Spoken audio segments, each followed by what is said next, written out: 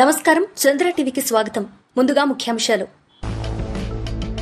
భారీ వర్షాల కారణంగా తలెత్తిన పరిస్థితిని సమీక్షించడానికి sub collector sir Bodhan Kotagiri తహసీల్దార్లతో కలిసి ఈ రోజు సుంకిని గ్రామాన్ని సందర్శించారు.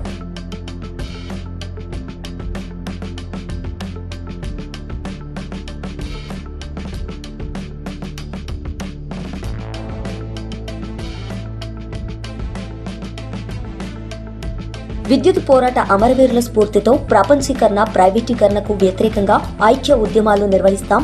వామపక్షాల ఉద్ఘాటన.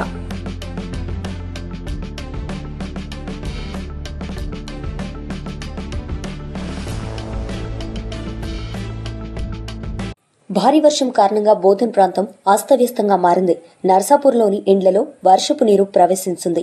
నర్సాపూర్ ప్రజలు అసహనం మరియు దిగులుతో బాధపడుతూ కష్టాలు ఎదుర్కొంటున్నారని తెలిసి శిథిలావస్థలో ఉన్న ఇండ్లను రక్షించేందుకు రెడ్ క్రాస్ సొసైటీ మరియు లయన్స్ క్లబ్ ప్రతినిధులు ముందుకొచ్చారు.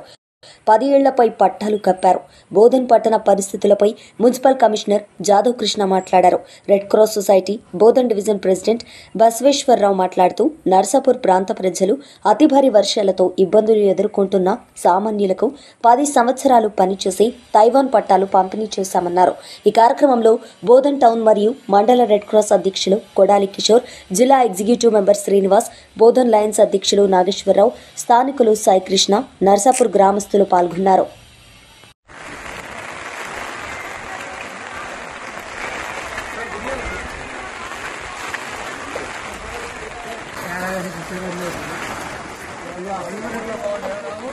సార్ నమస్తే.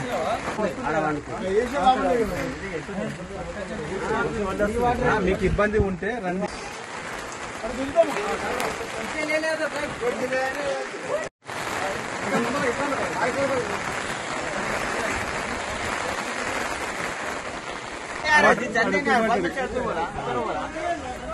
ముందు పడతారా?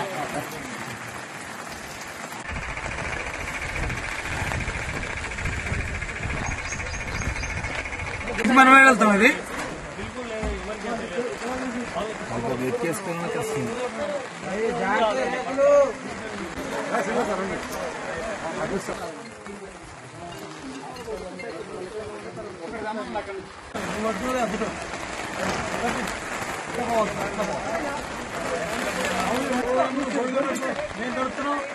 మున్సిపాలిటీలో 2-3 రోజుల నుంచి చాలా వర్షము రావడంతో కొన్ని ఏరియాలో కొన్ని హౌజెస్ డ్యామేజ్ కావడం వలన మన రెడ్ క్రాస్ వాళ్ళు ప్రత్యేకంగా చొరవ తీసుకొని వాళ్లకు బ్లాంకెట్ కానీ వాళ్లకు పై కప్పే ఆధారము తీస్తున్నారు. కాబట్టి మా తరఫున వాళ్లకు ధన్యవాదాలు. మరియు మున్సిపాలిటీలో బోధన్ మున్సిపాలిటీలో ఇక్కడ వచ్చిన ప్రాబ్లం కూడా నేను ప్రత్యేకంగా చూస్తున్నాను. ఇప్పటివంటే అయితే ఇక్కడ ప్రాబ్లం లేదు. కొంచెం రోడ్డు పైన ఇబ్బంది ఉంది, అది కూడా నేను వాటర్ తీపిస్తాను. ఎవరికైనా ఇబ్బంది వచ్చినా నాకు ఎప్పుడైనా కాల్ చేయొచ్చు. ప్రతి నైట్ కూడా మీ అందుబాటులో నేను ఉంటాను. ప్రత్యేకంగా గవర్నర్లు ఎమ్మెల్యే గారి ఆదేశంతోనే ఈ చర్య చేపట్టడంలో అత్యధిక వర్షంతో నర్సాపూర్ ఈ బోధన్ మున్సిపాలిటీ ఏరియాలో ఉంది. ఇక ఇల్లు దెబ్బతిన్నందువల్ల మరి red cross Lions club Bodhan తరఫున పట్టాల పంపిణీ కార్యక్రమం మొదలుపెట్టాం. ఇక్కడ ఈ గ్రామంలో ఈ నర్సాపూర్లో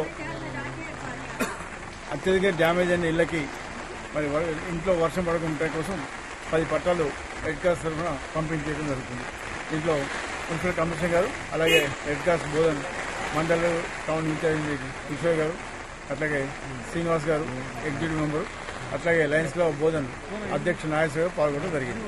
గతంలో అత్యధిక వర్షంతో నర్సాపూర్ ఈ బోధన్ మున్సిపాలిటీ ఏరియాలో ఉంది.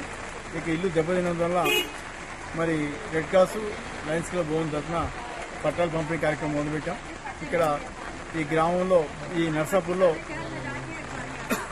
అత్యధిక డ్యామేజ్ అయిన ఇళ్లకి మరి ఇంట్లో వర్షం పడకుండా కోసం 10 పట్టాలు రెడ్ క్రాస్ తరఫున పంపిణీ చేయడం జరుగుతుంది. దీంట్లో మున్సిపల్ కమిషనర్ గారు, అలాగే రెడ్ క్రాస్ బోధన్ మండల టౌన్ ఇన్ఛార్జ్ కిషోర్ గారు, అట్లాగే శ్రీనివాస్ గారు ఎగ్జిక్యూటివ్ మెంబరు, అట్లాగే లయన్స్ క్లబ్ బోధన్ అధ్యక్షుడు నాగేశ్వర గారు పాల్గొనడం జరిగింది. మున్సిపాలిటీలో 2-3 రోజుల నుంచి చాలా వర్షము రావడంతో కొన్ని ఏరియాలో కొన్ని హౌజెస్ డ్యామేజ్ కావడం వలన మన రెడ్ క్రాస్ వాళ్ళు ప్రత్యేకంగా చొరవ తీసుకొని వాళ్లకు బ్లాంకెట్ కానీ వాళ్లకు పై కప్పే ఆధారము తీస్తున్నారు. కాబట్టి మా తరఫున వాళ్లకు ధన్యవాదాలు. మరియు మున్సిపాలిటీలో బోధన్ మున్సిపాలిటీలో ఇక్కడ వచ్చిన ప్రాబ్లం కూడా నేను ప్రత్యేకంగా చూస్తున్నాను. ఇప్పటి వంటి అయితే ఇక్కడ ప్రాబ్లం లేదు. కొంచెం రోడ్డు పైన ఇబ్బంది ఉంది, అది కూడా నేను వాటర్ తీపిస్తాను. ఎవరికైనా ఇబ్బంది వచ్చినా నాకు ఎప్పుడైనా కాల్ చేయొచ్చు. ప్రతి నైట్ కూడా మీ అందుబాటులో నేను ఉంటాను. ప్రత్యేకంగా గౌరవనీయులు ఎమ్మెల్యే గారి ఆదేశంతోనే ఈ చర్య చేపడుతున్నాను. భారీ వర్షాల కారణంగా తలెత్తిన పరిస్థితిని సమీక్షించడానికి sub collector sir Bodhan Kotagiri తహసీల్దార్లతో కలిసి ఈరోజు సుంకిని గ్రామాన్ని సందర్శించారు. ఈ పర్యటన సందర్భంగా సబ్ కలెక్టర్ సర్ బోధన్ స్థానిక నివాసితులతో సంభాషించారు మరియు ఇళ్లు, రోడ్లు మరియు వ్యవసాయ క్షేత్రాల పరిస్థితిని సమీక్షించారు. భారీ వర్షాల కారణంగా తలెత్తిన పరిస్థితిని సమీక్షించడానికి sub collector sir Bodhan Kotagiri తహసీల్దార్తో కలిసి ఈరోజు సుంకిని గ్రామాన్ని సందర్శించారు. ఈ పర్యటన సందర్భంగా సబ్ కలెక్టర్ సర్ బోధన్ స్థానిక నివాసితులతో సంభాషించారు మరియు ఇళ్లు, రోడ్లు మరియు వ్యవసాయ క్షేత్రాల పరిస్థితిని సమీక్షించారు మరియు ఎటువంటి అవాంఛనీయ సంఘటనలు జరగకుండా తీసుకుంటున్న ముందు జాగ్రత్త చర్యలను కూడా పరిశీలించారు. ఈ గ్రామంలో ప్రతిదీ అదుపులో ఉందని మరియు అవసరమైతే ప్రజలకు తక్షణ సహాయం అందించాలని క్షేత్ర సిబ్బందికి అవసరమైన సూచనలు జారీ చేయబడ్డాయి. సాంస్కృతిక క్షేత్రాలు మరియు ఏవైనా అవాంఛనీయ సంఘటనలు జరగకుండా తీసుకుంటున్న ముందు జాగ్రత్త చర్యలను కూడా పరిశీలించారు. ఈ పర్యటన సందర్భంగా సబ్ కలెక్టర్ సర్ బోధన్ గ్రామంలో ప్రతిదీ అదుపులో ఉందని నిర్ధారించారు. అవసరమైతే క్షేత్రస్థాయి సిబ్బంది అప్రమత్తంగా ఉండాలని మరియు ప్రజలకు తక్షణ సహాయం అందించాలని అవసరమైన సూచనలు జారీ చేయబడ్డాయి.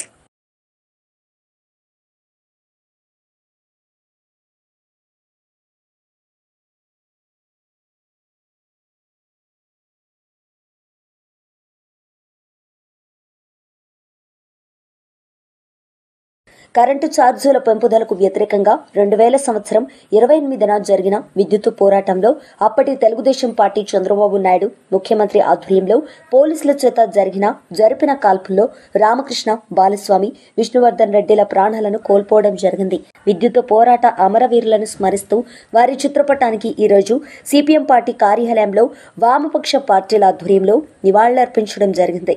ముందుగా వారి చిత్రపటానికి సిపిఐ జిల్లా కార్యదర్శి సుధాకర్, సిపిఎం జిల్లా కార్యదర్శి ఏ Ramesh Babu, CPIML mass line నగర కార్యదర్శి సుధాకర్, సిపిఐఎంఎల్ న్యూ డెమోక్రసీ నాయకులు మల్లికార్జున్ వారి చిత్రపటానికి పూల మాలలు వేసి నివాళులర్పించడం జరిగింది.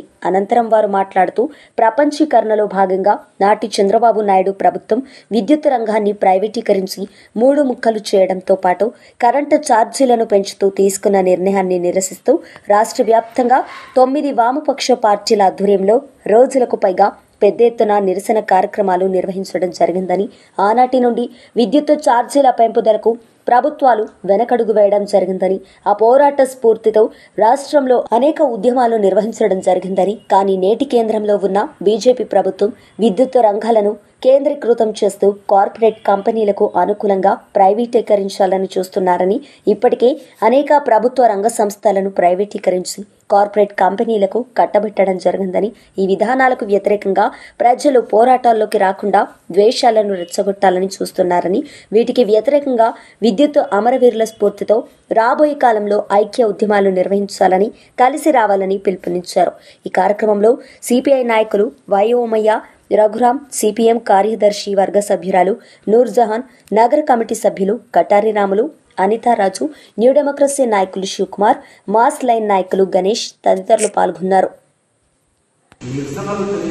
శాంతియుతంగా పోరాటాన్ని నిరసన తెలియజేస్తూ ప్రభుత్వానికి విన్నవించుకుంటున్నటువంటి తరుణంలో ఇదే హైదరాబాద్ నగరంలో బషీర్బాద్ సెంటర్లో గుర్రపు డెక్కలతోటి లాఠీలతోటి కొట్టిపించుకుంటూ గుర్రపు డెక్కలతోటి తొక్కియించుకుంటూ అవసరమైతే కంచె ముళ్ళు వేసి లబ్బరు బుల్లెట్లతోటి కాల్చి చివరికి కూడా ఈ ఉద్యమం ఆగట్లేదు, ఉధృతం తయారవుతుంది అని ప్రభుత్వం సరిదాని కరెంటు విద్యుత్ ప్రైవేటీకరణ గురించి ఆలోచిస్తామని ప్రకటించకుండా ఏదైతే న్యాయబద్ధమైనటువంటి కోరికల కోసం పోరాటాన్ని నిర్వహిస్తున్నటువంటి వర్గాలు ప్రజలు ఉన్నారో ఆ ప్రజల మీద ఆత్మహత్య ఈ యొక్క అమరవీరుల్ని బలి తీసుకోవడం జరిగింది. అదేవిధంగా అనేక మందికి గాయాలు కూడా జరిగినటువంటి పరిస్థితి ఉంది. కాబట్టి ఆ రోజు అప్పుడున్నటువంటి చంద్రబాబు నాయుడు ప్రభుత్వానికి ప్రజలు, ప్రజా రైతాంగం కానీ అనేక రంగ కార్మిక వర్గాలు కానీ తగిన బుద్ధి చెప్పినటువంటి పరిస్థితి ఉంది.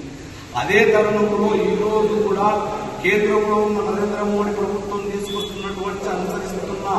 ఏదైతే ప్రజా కార్మిక వ్యతిరేక విధానాలు ఉన్నాయో, రైతాంగ వ్యతిరేకాలు ఉన్నాయో వాటన్నిటిని కూడా విరమించుకోనట్లయితే అదేవిధంగా ప్రధానంగా ఈ రోజు నిరుద్యోగ సమస్య కూడా విపరీతంగా పెరుగుతుంది.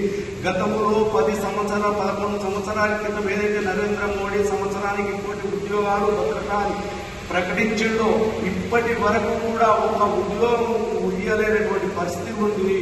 ఆదాని అంబానీలకు దోషపెట్టడం కోసం ఆపరేషన్ కగారు పేరుతోటి దండకారణ్యంలో పెద్ద ఎత్తున అలజడిని సృష్టించి అక్కడ ఉన్నటువంటి 39-40 రకాల ఖనిజ సంపదను వెలికి తీసి ప్రైవేటు వ్యక్తులకు కట్టబెట్టాలన్నటువంటి ఆలోచన ఉంది.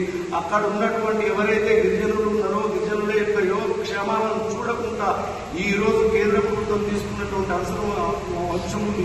అదేవిధంగా కొన్ని ప్రాంతాల్లో ఉన్నటువంటి రాష్ట్ర ప్రభుత్వాలు కూడా అలాంటి వాటికి మద్దతును తెలియజేస్తున్నటువంటి పరిస్థితి ఉంది. మన రాష్ట్రంలో కూడా రేవంత్ రెడ్డి కూడా ఆ రకమైనటువంటి ఆలోచనలనే ఉన్నాడు. కాబట్టి ఈ రకమైనటువంటి ఆలోచనలు విరమించుకొని ప్రజల ఓట్ల ద్వారా గెలిచినటువంటి మీరందరూ కూడా ప్రజల యొక్క యోగక్షేమాలు, కార్మిక వర్గ ఉద్యోగ వర్గానికి సంబంధించినటువంటి యోగక్షేమాలను చూడాల్సినటువంటి బాధ్యతలు మర్చిపోయి విస్మరించి పెట్టుబడిదారు వర్గాలకు కొత్తగా పలుకుతున్నటువంటి పరిస్థితి ఉంది. కాబట్టి గతంలో ఏ విధంగానైతే విద్యుత్ పోరాటం కొనసాగుతుందో రాబో రోజుల్లో కూడా మీ యొక్క ప్రజా ప్రభుత్వ వ్యతిరేక విధానాలు, రైతాంగ విధానాలకు వ్యతిరేకంగా కూడా ప్రజానీకం రోడ్ల మీదకి ఎక్కి ఖచ్చితంగా నిరసన తెలియజేస్తూ ఉద్యమాలు చేయాల్సినటువంటి పరిస్థితి ఉంది అనేటువంటి దాన్ని పిలుపునిస్తూ ఆ రోజు ఎవరైతే అమరులైనటువంటి విద్యుత్ అమరవీరులకి సిపిఎంఎల్ న్యూ డెమోక్రసీ అదేవిధంగా ఐఎఫ్టీయూ తరఫున మరోసారి జోహార్లు తెలియజేస్తూ ప్రజల్ని, కార్మిక వర్గాన్ని, ఉద్యోగ వర్గాన్ని కానీ శ్రీ సోమవంశీయ సహస్రార్జున క్షత్రియ కత్రి టకరి సమాజ్ గ్రామం మాడిపల్లి 2వ తర్పను వినాయక చవితి నాడు ప్రారంభించడం జరిగింది. అదేవిధంగా ఆ గణనాయకుని ఏ పూజలు కూడా నిర్వహించడం జరిగింది. ఈ 2వ తర్పన చేయడానికి కారణం ఏమిటంటే మాకు ఆధారవేలు సరిగా చూపించకపోవడం, అదేవిధంగా ఈ ఎన్నికలను కూడా సకాలంలో నిర్వహించకపోవడం, అది ఆయన కరణ కూడా నిర్వహించిన 3 సంవత్సరాలుగా కార్యవర్గ సభ్యులుగా కొనసాగినటువంటి వ్యక్తులై నామినేషన్ వేయడానికి అర్హులని చెప్పడం, ఇది ఎంతవరకు సమంజసమని మేము ప్రశ్నించడం జరిగింది. అదేవిధంగా ప్రాంతీయ సమాజ్ వాళ్లకు కూడా మేము చెప్పడం జరిగింది. చెప్పినా కూడా వారి మాటలకు కూడా వాళ్ళు బేఖతర చేయడం వల్ల ఈరోజు మేము 2వ తర్పగా ఏర్పాటు చేయడం జరిగింది. ఈ 2వ తర్పున అందరూ ఐక్యంగా ఈ 2వ తర్పున ఉన్నటువంటి ప్రతి ఒక్కరూ అక్క చెల్లెలు, ఆడపడుచులందరూ కలిసి ఈ తర్పున సహాయ సహకారాలు చేస్తూ ముందుకు మేము కొనసాగిస్తామని ఈరోజు మేము వారికి జీటుగా మేము ప్రతిన భూమివాడికి ధీటుగా మేము సక్సెస్ఫుల్ 2వ తరం నిరూపిస్తామని మేము ఈరోజు మేము చెప్తున్నాం.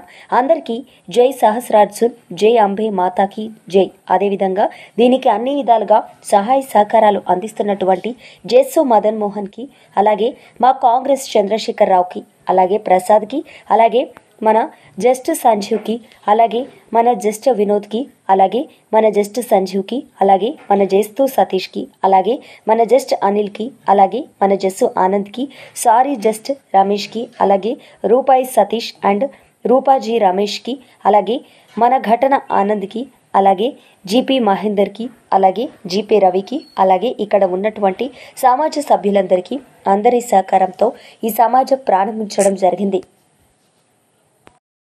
జై సహస్రార్జున్, జై అంబే భవానీ మాతా. ఈరోజు మామిడిపల్లి క్షత్రియ సమాజ్ 2వ తరపు చేయడానికి కారణము, ఈరోజు మామిడిపల్లి సమాజ్ వాళ్ళు ఏకపక్షపాతంగా వాళ్ళు చేయడం జరిగింది. కావున మేము ఇది సబబు కాదు, మీరు ప్రతి ఒక్కరికి అవకాశం ఇవ్వాలి అని మేము చెప్పడం జరిగింది. అయినా వారు ససేమిరా అని ప్రాంతీయ సమాజ్ వాళ్ళకు కూడా వాళ్ళు చెప్పినా కూడా వారి మాటలను కూడా ఖాతరు చేయకుండా అల్జాపూర్ శ్రీనివాస్ గారికి, అదేవిధంగా సిపి రవీంద్ర గారి అనేటువంటి ప్రాంతీయ సమాజ్ అధ్యక్షుడు మరియు విశ్వనాథ్ బాలకిషన్ గారికి, అలాగే మా ప్రాంతీయ సమాజ్ సెక్రటరీ అయినటువంటి కంటి విష్ణు గారికి మేము చెప్పడం జరిగింది. చాలాసార్లు వారికి మేము అప్లికేషన్స్ కూడా ఇవ్వడం జరిగింది. మీరు ఈ విధంగా మీ ఎలక్షన్స్ మీరు నిర్వహించకుండా మీరే ఎగ్జిక్యూటివ్ బాడీలో 3 సంవత్సరాలుగా ఉన్నటువంటి సభ్యులే ఎలక్షన్కు అదేవిధంగా మీరు మహాసభ పెట్టినప్పుడు ఆదాయ వ్యయాలు కూడా సరిగ్గా చూపించకపోవడం వల్ల మేము వారికి చెప్పడం జరిగింది. మరి ఇన్ని సంవత్సరాలుగా మీరు ఆ యొక్క కళ్యాణ మండపాన్ని మీరు ఏమీ యాక్టివిటీస్ చూపించకపోవడం జరుగుతుంది. కాబట్టి ఈ విధంగా మేము కూడా ఈ రెండవ సంఘం ఏర్పాటు చేయడానికి అందరూ మాకు సహకరించారు. అందువల్లనే ఈరోజు మామిడిపల్లి సంఘంలో రెండవ తరఫు చేయడానికి ప్రారంభం చేయడం జరిగింది. దీనికి అందరి సహాయ సహకారాలు మా వెంట ఉన్నాయి. అదేవిధంగా మామిడిపల్లి క్షత్రియ సమాజంలో ఉన్నటువంటి అక్కచెల్లెళ్ళు, ఆడపడుచులు, అన్నదమ్ములు ప్రతి ఒక్కరి సహాయ సహకారం వల్ల ఈరోజు రెండవ తరఫు చేయడం జరిగింది. అదేవిధంగా రాను రాను మేము దీన్ని మంచి కార్యక్రమాలు చేస్తూ ముందుకు సాగుతామని మేము కోరుచున్నాము. వార్తలు ముగించే ముందు ముఖ్యాంశాలు మరోసారి. భారీ వర్షాల కారణంగా తలెత్తిన పరిస్థితిని సమీక్షించడానికి sub collector sir Bodhan Kotagiri తహసీల్దార్లతో కలిసి ఈరోజు సుంకిని గ్రామాన్ని సందర్శించారు.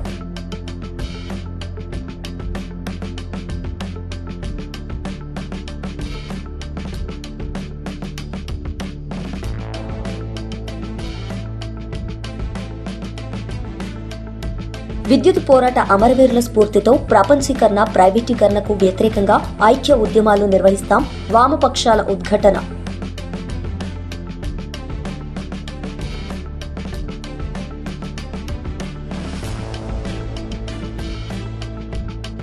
ఈ వార్తలు ఇంతటితో సమాప్తం. తిరిగి ప్రసారమయ్యే వార్తల్లో మళ్ళీ కలుద్దాం. అంతవరకు సెలవు. చూస్తూనే ఉండండి చంద్ర టీవీ. నమస్తే.